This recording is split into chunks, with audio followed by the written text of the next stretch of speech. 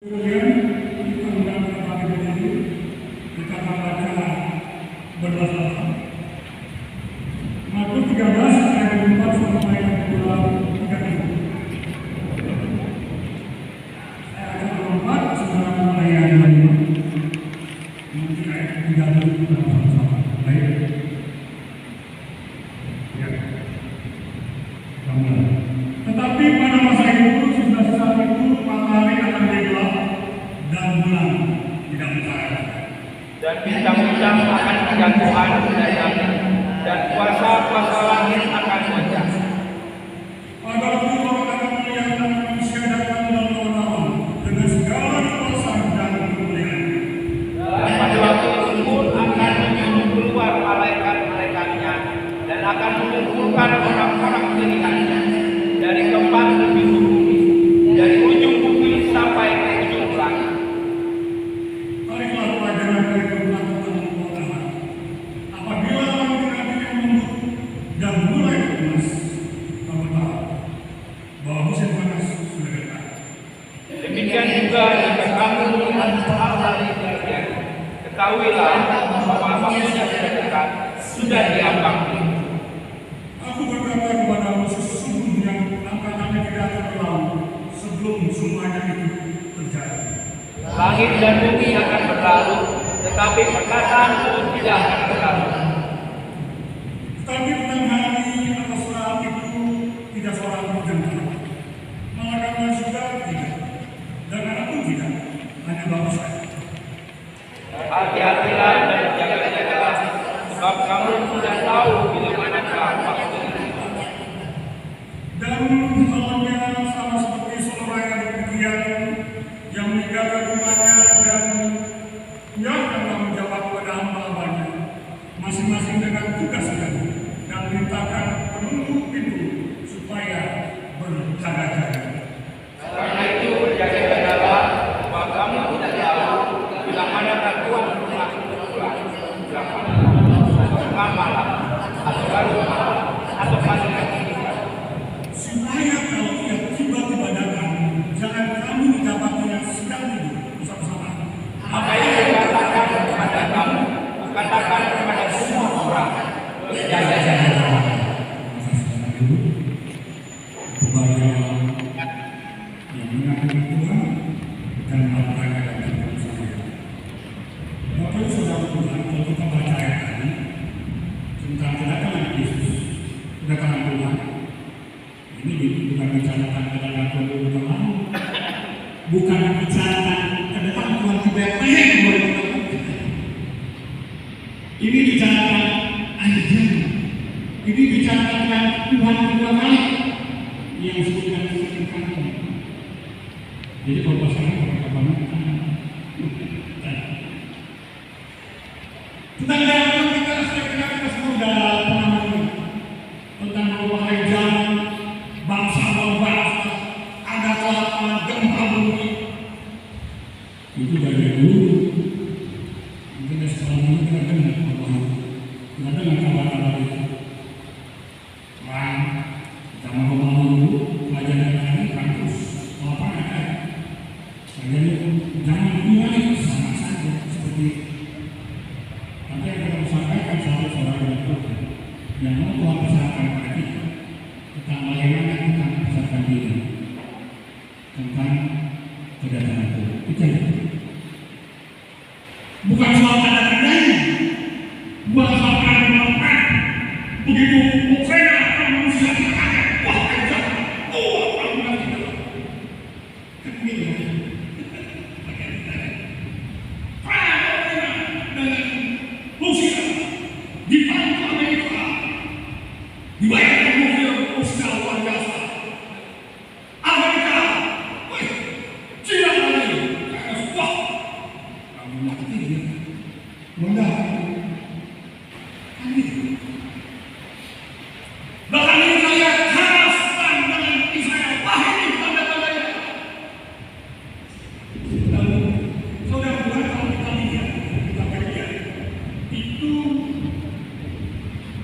tentang ajaran itu akan datang dari itu ajaran dari itu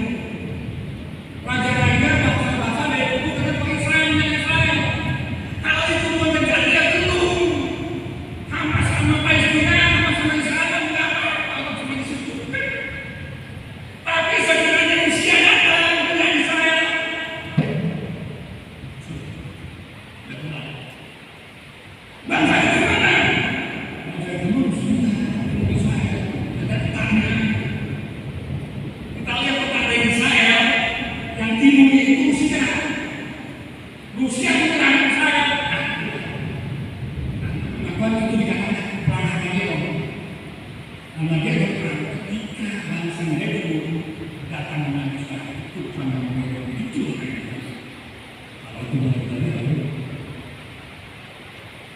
mereka tapi yang penting sekarang saudara yang saya mau katakan bagaimana kita bisa tahu.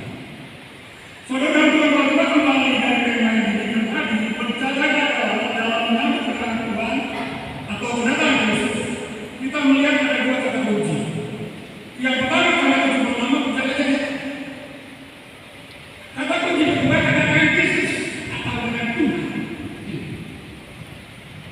Kita membahas tentang ini. Percaya saja. Firman Tuhan katakan apa 2 Timotius 2:3, kita adalah pada Kristus. Kalau tadi anak sekolah muda merasakan Kristus, anak sekolah muda ingatkan, aku merasakan Kristus, anak tunjukkan dia yang tidak lakukan Kristus. Anak tunjukkan tahu merasakan Kristus, aku merasakan Kristus. Kita merasakan Kristus, ada Kristus membuatkan tentara Kristus, tentara Allah. Kalau bicara tentara Allah, itu bicara apa? Ketika perang tentara Allah, yang pertama adalah itu. Pada perang Gaza Timur nanti, musuh datang dalam ayat itu. Saudara dan Tuhan, engkau sebagai tentara Kristus, tentara Allah. Jangan gitu, ini mungkin hidup sekarang semua sakit. Mana itu? Cuma kan kata begini. Efesus 5. Itu sebabnya dikatakan bangunlah hai kamu yang dulu. Efesus surat Paulus pada jemaat Efesus mengatakan hei Efesus bangunlah yang tidur. Jemaat Efesus tidur. Istiqomah. Tuhan yang tidur. Efesus tetap salah. Kota perwalian mereka ogah-ogah Tuhan, mereka masih badan, mereka tidur.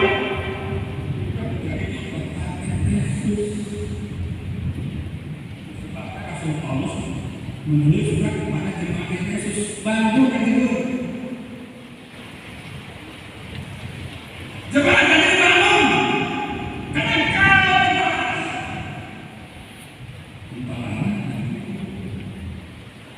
Firman Tuhan katakan, iblis itu sesungguhnya nggak mau berjalan dengan siang dan malam. Saudara bayangin kalau nggak tidur itu bisa nggak?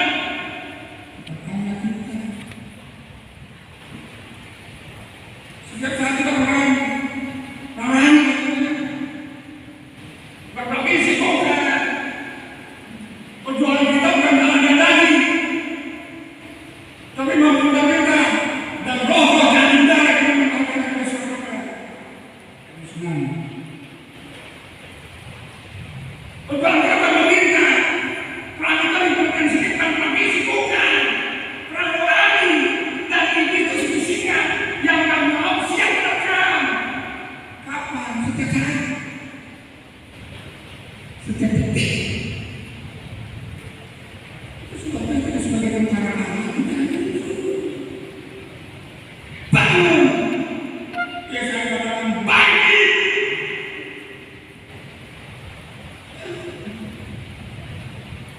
Itu kan di mata Yesus. Emang cara sesuai ekonomi mereka maju, bisnisnya kencang, bisnisnya kencang, ekonominya luar biasa. Di mata sana mereka sama. Cuma kalau sekolah sana, kalau sana, ada orang itu kita tinggal di besar, bisnis kita lancar, sibuk dengan bisnis, sibuk dengan kerjaan. Ayo, orang kita tidur. Kenapa? Nggak ada waktu lagi. Kenapa? Nggak ada waktu lagi. Kenapa? Nggak ada waktu lagi.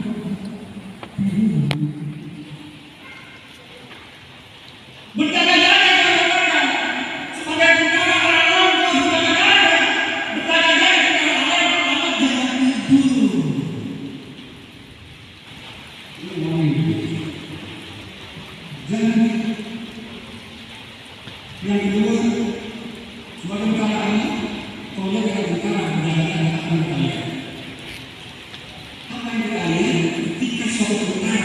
dalam peperangan dia tidak ada biasanya tidak ada sesuatu ya tempat itu tetap berjaga melihat musuh apa yang kita lihat dia semua senjata.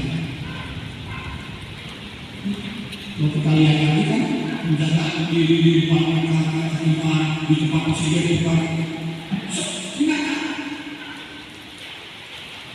berjaga-jaga dengan senjata saudaraku. Engkau berjaga-jaga dengan senjata habis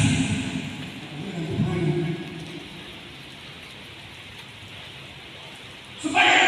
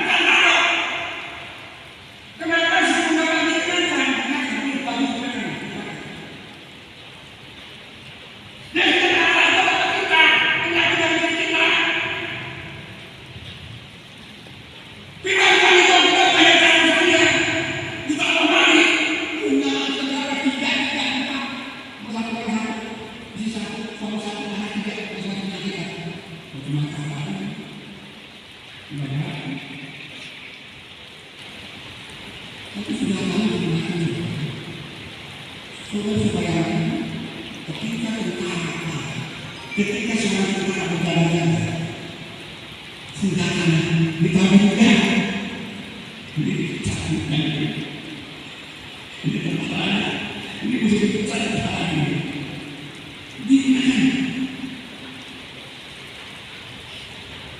di mana lagi saudara jadi di mana lagi ada dan kita menyerema menyatu dan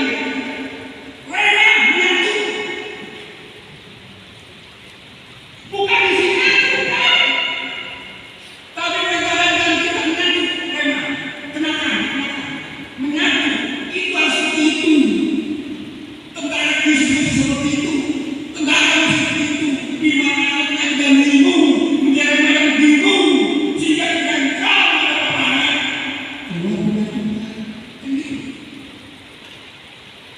Ketika saya waktu DPD masuk ke DPD diperiksa tahun 2020 jelas diperiksa masuk ke rumah saya bicarakan itu ada yang Tuhan keluar dengan Tuhan Raja Yesusnya waktu itu berarti minta pada Tuhan kepada umur saya ini berdoa kepada Allah. Mengatakan berpolis menjadi kematian.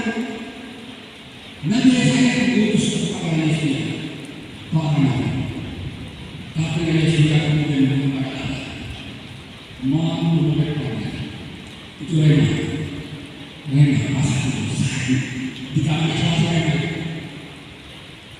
Saya berdoa seperti itu.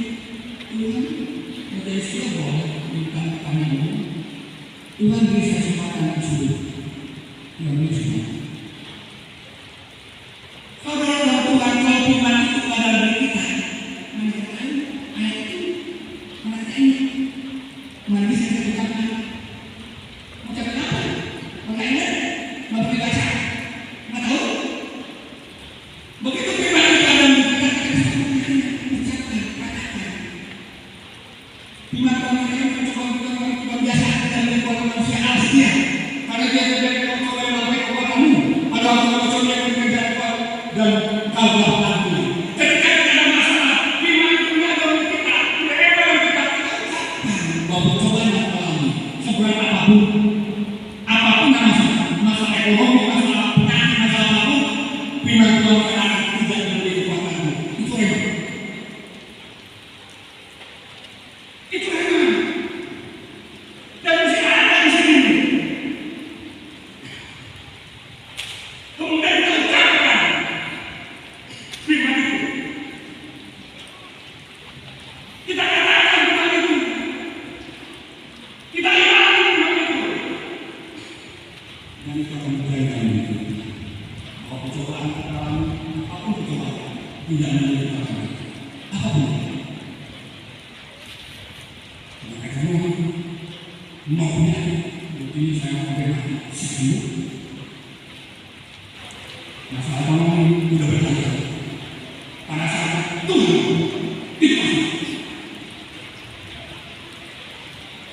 disampai mengatakan mau gagal misalnya bukan bilang kita cakap itu nggak mau karena dengan itu saudara tiba-tiba katakan senjata Allah yang dimaksudkan itu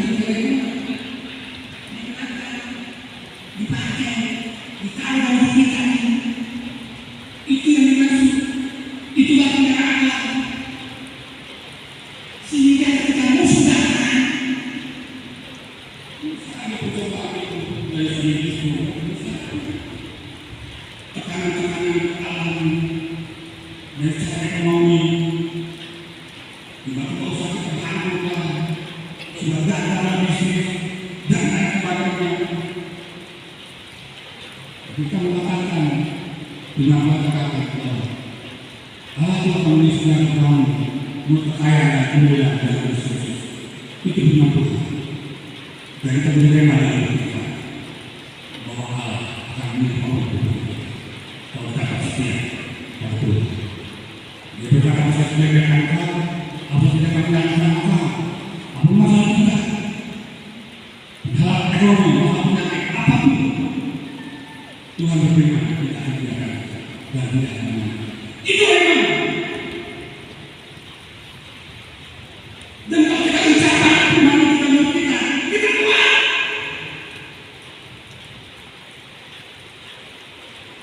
Maka kita harus setia baca firman Tuhan dan semakin kemuliaan dalam kita dan menerima dan Tuhan.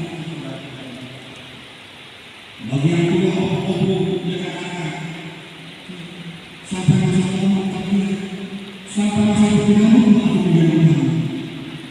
Ini karena dalam kita Tuhan setia pada kita, bukan di masa muda kita, bukan di muda kita, di masa tua kita pun Tuhan setia. Itu bisa kita. Sebagai tentara kita harus siap dengan senjata. Saudara menjaga, kalau saya menjaga, itu tentara berhati. Tentara berjaga, ada dua perang. Itu tidak berhati. Bukan berhati. Bukan jujur, bukan. Itu berhati. Kalau kita lihat perang, mereka berhati. Mereka berhati, bukan. Kopassus dan kita kopassusnya anak mereka. Kita harus kopassusnya anak spesialis tentang hati. Sehingga tidak mudah beberapa hari ini. Tidak mudah. Kenapa Tuhan? Mazmur 18:33 yang membuat hatiku seperti kaki besar dan membuat aku berdiri bukit yang mengajarkan aku berperan sehingga aku dapat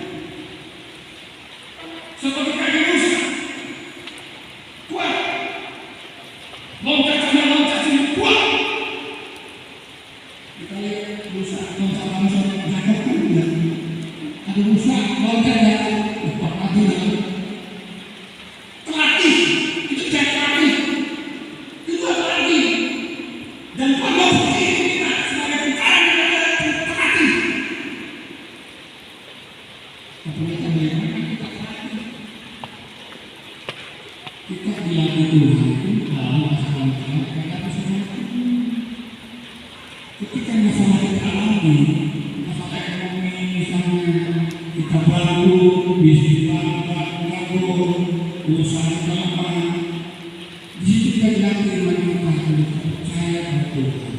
Itulah kalian. Mampukah kita bersyukur di situ? Mampukah kita setia pada Tuhan? Itu dilatih. Kita ketika kita mengalami penyakit, enggak sungguh-sungguh, enggak sungguh-sungguh, itu Tuhan latih kita. Iman kita dilatih. Apakah kita setia pada Tuhan? Enggak. Jadi masalahnya kita bukan berdoa supaya saya jatuh, bukan jatuh seperti itu. Tuhan melatih kita, melatih kita, iman kita, sehingga ketika masalah itu kita dilatih, kita setia, kita lulus, kita sudah terlatih. Ketika datang masalah lain, kita sudah terlatih.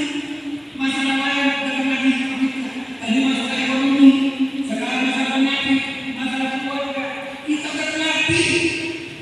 Kita tahu siapa dia kalau kita. Kita kenal dia dari Tuhan. Kita ngerti nama Tuhan. Jadi kalau misalnya mengatakan ini bagaimana kita itu, bagaimana iman kuat. Itu artinya kita satu saat pengertian kita ada Tuhan.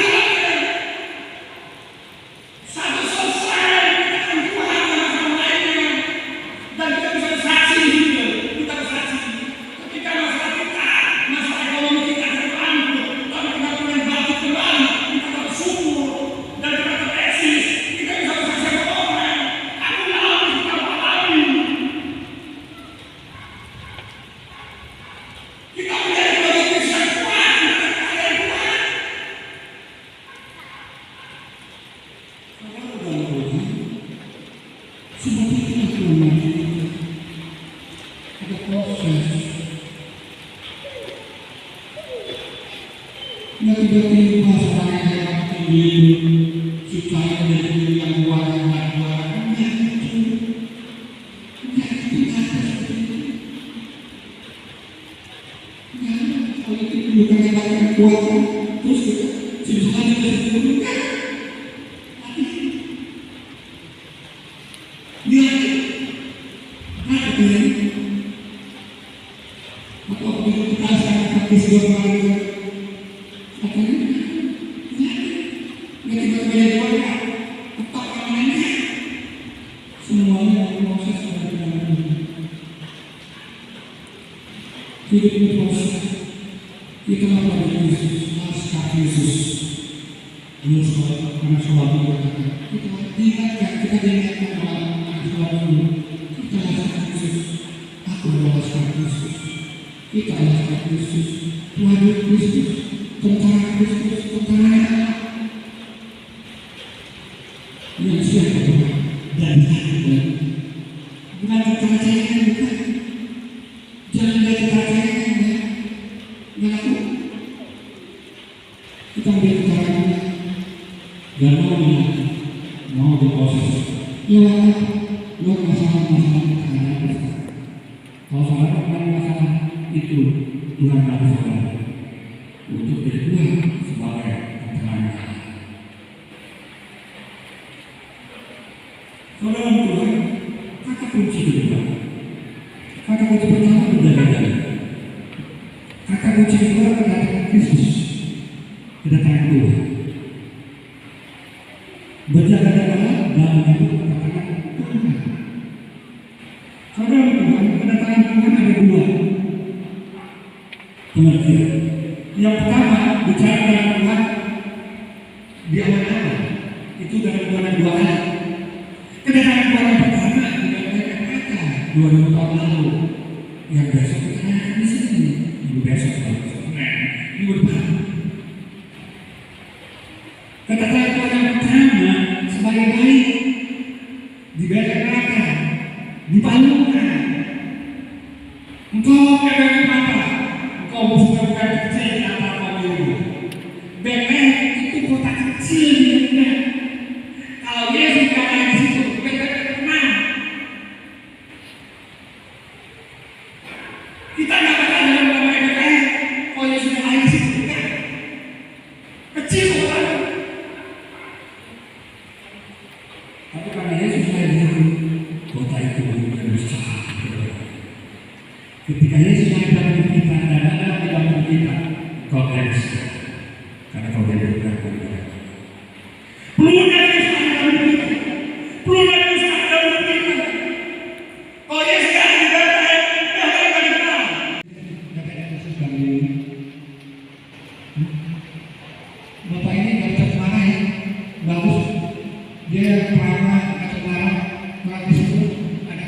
sendiri, semua orang tahu.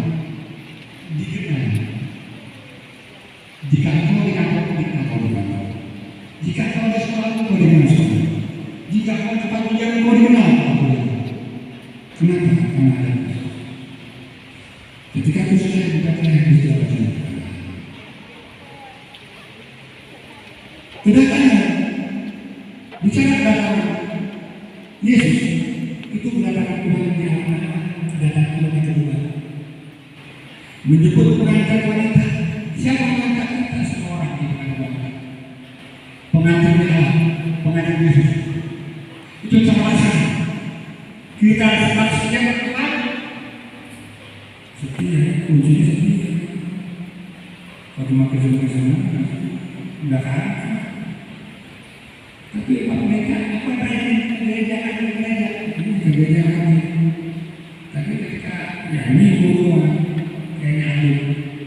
Habis itu salah satu orang suka maling, berubah korupsi. Bagaimana? Kemudian kita mungkin kalau korupsi kita bisa korupsi. Korupsi kencang kalau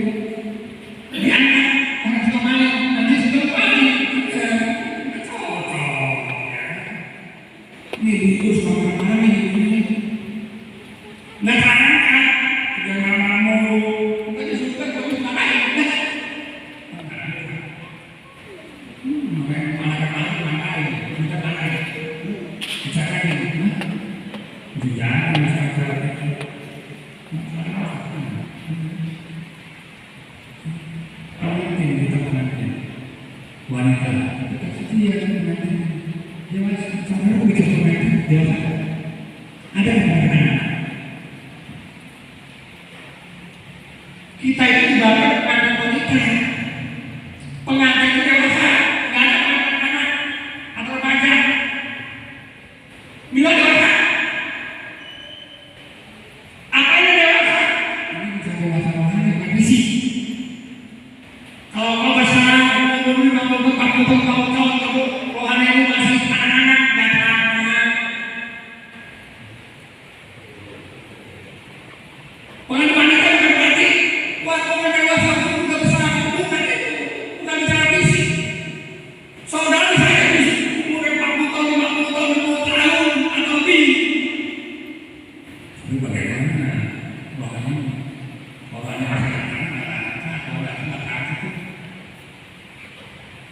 contohnya bisa kamar makan anak-anak semua ya cepat tersinggung anak-anak juga sedikit tersinggung anak-anak gitu apa ini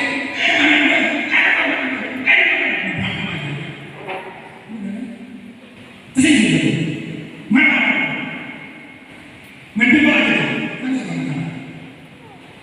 itu hanya kalau kita terus ada barang ya bagi seperti itu kan bagi wanita masih anak kalau wanita anak ya sudah dapat anak ini kan negara bukan anaknya bukan anaknya Tuhan masih anak pengen cocok dewasa waktunya bicara kebenaran Tuhan kata kunci kedua bicara kebenaran Tuhan kepada Yesus itu ada dua. Pertama kita harus dari awal dan kedua kali. 1 Tesalonika ayat 16 dikatakan menyongsong Tuhan di angkasa ada pertemuan di udara. Inilah buat kedua kali. Menyongsong Tuhan di angkasa itu di Tesalonika 4 ayat 16 sampai 17. Itu namanya ada pertemuan di udara. Ada pertemuan di udara, pertemuan di udara ada. Tapi itu khusus untuk pengantin yang berasa. Kalau saudara masih rohani masyarakat, ketinggalan itu bagaimana? Terus ada kita disiksa. Ketika buat itu, kemudian ya kita ada tulisan teman. Kalau ada teman, nggak boleh makan itu.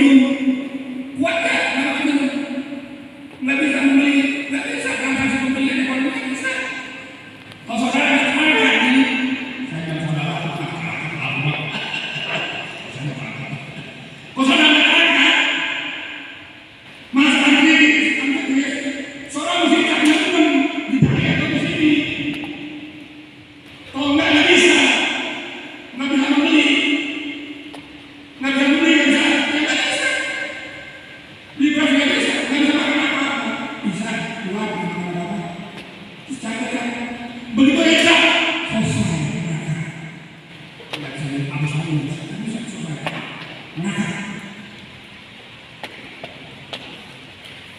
Itu sebabnya Bung Anton bicara menjaga sebagai rekan, sebagai tentara khusus, tentara kita masih mempersiapkan diri supaya Tuhan datang ke belakang kita terang menyelesaikan jalan. Kalau Tuhan kedatangan Tuhan itu secara masalah. Kedatangan Tuhan secara pribadi, nah bicara tentang Tuhan secara pribadi itu masing-masing kita. Maksudnya apa? Maksudnya kematian. Kita kan tidak tahu dengan kepada kita. Secara pribadi. Kedatangan Tuhan pada kita secara pribadi itu kematian. Masing-masing kita kita tidak tahu. Besok lusa atau besok tidak tahu. Dan kematian tidak pernah ukur.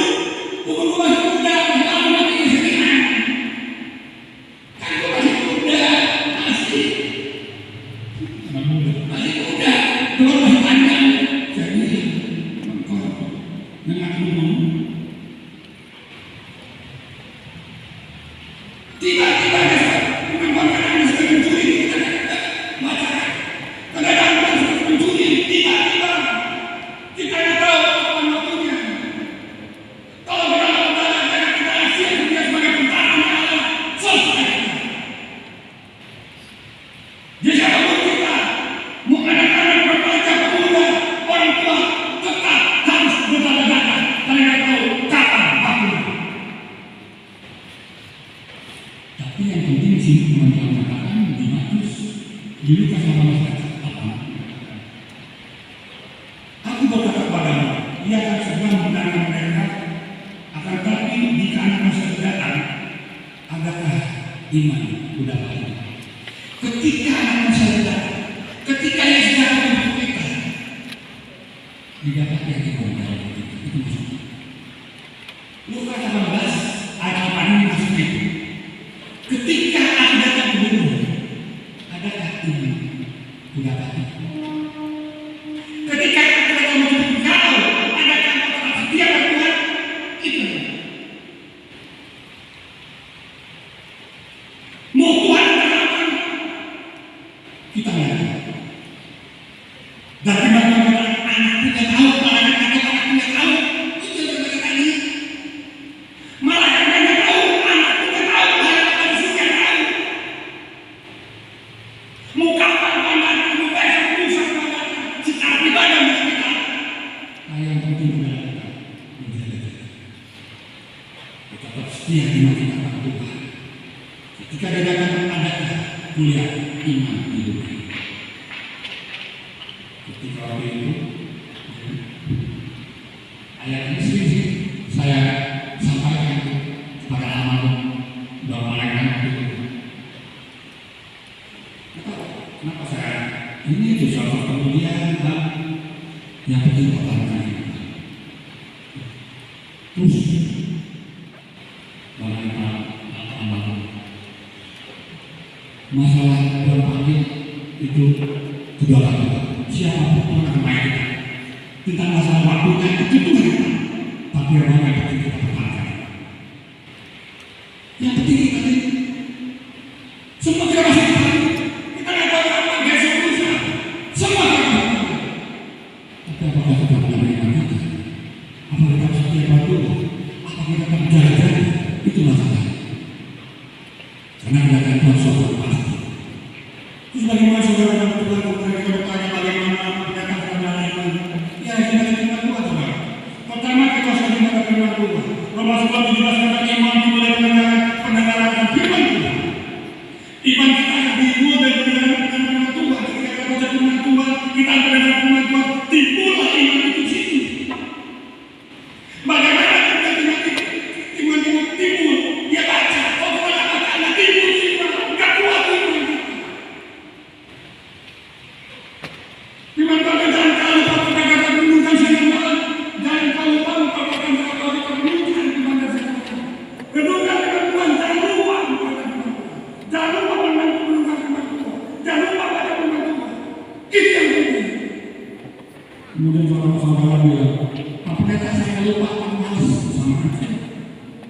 Pemerintah saya lupa sebagai pembantu. Ingat, awas.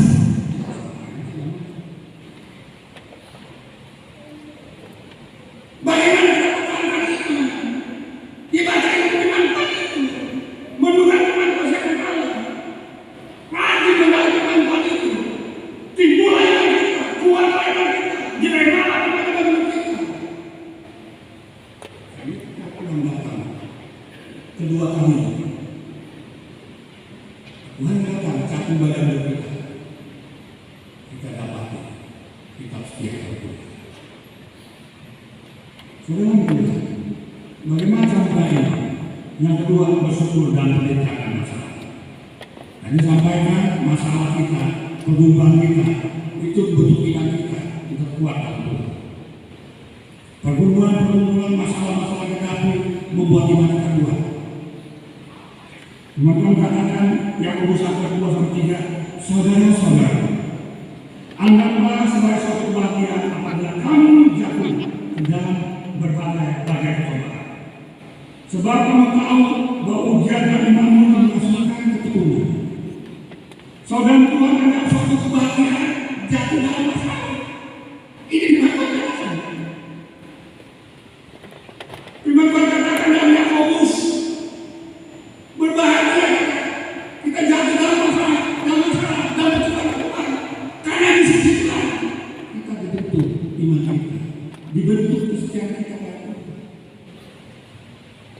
Kalau ada masalah, kita akan iman kita akan terbentuk. Kita akan diproses sekali menjadi anak-anak dalam panggung. Prajurit-prajurit yang lemah, begitu iblis datang, kita tertidur, dia akan datang. Anggaplah suatu bagian, karena ketika kita diuji iman kita, ketekunan akan menghasilkan ketekunan. Ketika ketekunan akan menghasilkan harapan, ada dua hal. Upah daripada ketekunan itu, tahan uji dan harapan. Ketika kita ketemu dalam masalah kita akan tahan uji. Terus masalah-masalah kita dihadapi, terus kita tekun. Dalam teman-teman kita tekun beribadah, kita tekun berdoa. Kita akan tahan uji dengan masalah-masalah ini. Kemudian ada pengharapan. Ya, Tuhan katakan pengharapan dari Allah. Pengharapan dari Yesus tidak uji. Ujinya itu saudara. Kenapa yang bersangkutan berbahagia kalian jatuh dalam bahaya kalian? Karena di balik coba, di balik masalah, engkau akan uji.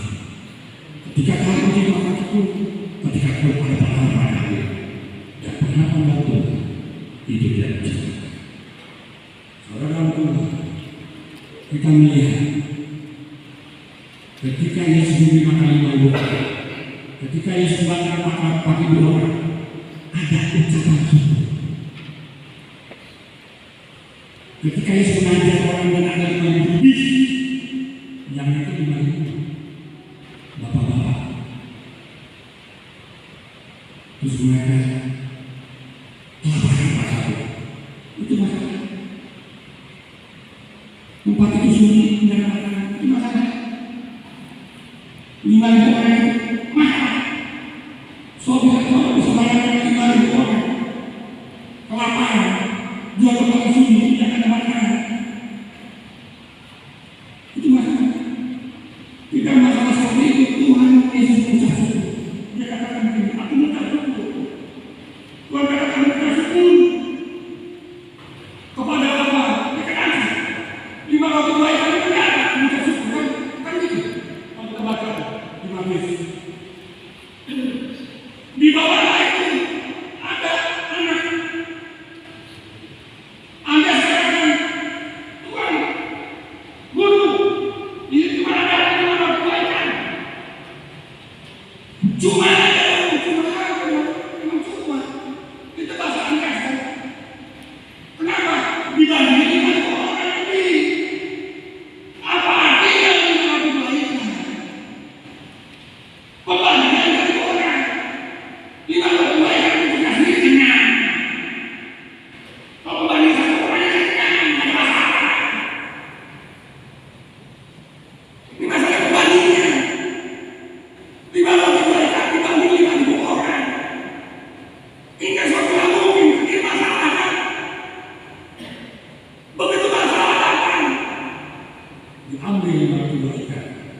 Dan firman Tuhan katakan, Yesus mengucap syukur kepada Allah. Betul? Dan ketika Yesus mengucap syukur apa terjadi? 5 roti 2 ikan bisa menerima kalimat bahkan syukur. Itulah kuasa dari ucapan syukur. Kita bersungguh-sungguh apa artinya hidup kita? Gaji miskin apa artinya? Apa artinya? Keadaan seperti ini apa artinya? Pembandingnya bagaimana saudaraku? Oh, kita membandingkan dengan orang lain, kita dengan harga yang lain, emang kita bersungguh-sungguh. Tapi kalau kita sungguh-sungguh kita menyerahkan pada Tuhan, yang pasti akan terjadi mujizat dalam hidup kita. Itu pasti. Ada ucapan syukur, ada kuasa dalam ucapan syukur, ada kuasa. Ini yang penting. Untuk kita tak ingat itu, Tuhan tetap kita ucapkan syukur apapun itu. Sehingga iman kita dia, iman kita Tuhan, dan kita tetap berjalan-jalan. Nabi Muhammad juga saudara Tuhan. 2 kata kunci berjaga-jaga dan jalan Tuhan. Jangan dapat berjaga-jaga dengan bagus. Tentaranya prajurit Islam. Yuk kita tetap berjaga-jaga dengan kita setia itu, setia pada firman Tuhan, setia beribadah, setia berdoa, sehingga ketika kita datang entah secara pribadi